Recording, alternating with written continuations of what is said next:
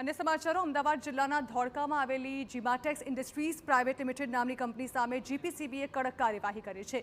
જીપીસીબીની તપાસમાં સામે આવ્યું કે કંપનીમાંથી ગેરકાયદે પાઇપલાઇન નાખીને કેમિકલયુક્ત પાણી છોડવામાં આવતું હતું, જેના કારણે આસપાસના ગામડામાં લોકોને ચામડીના રોગ પણ થયા હતા।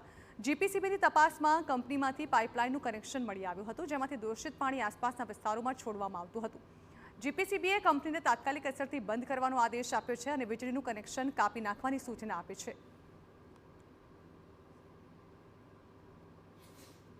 સ્થિત ગીમાટેક્સ ઇન્ડસ્ટ્રીઝ વિરુદ્ધ વારંવાર રજૂઆત મળેલ, જે અન્વયે અમોએ 19 તારીખની રાત્રે એક ઇલીગલ કનેક્શન પકડેલ અને 20 તારીખની સવારથી ત્યાં ખોદકામ કરતા 300 mmની પાઇપ મળેલ, જે અન્વયે બોર્ડ દ્વારા એ જ દિવસે ક્લોઝર ઓર્ડર પાઠવેલ અને આ ક્લોઝર ઓર્ડરના હુકમના અન્વયે જીબી દ્વારા તેનું પાવરનું ડિસ્કનેક્શન પણ કરવામાં આવેલ છે।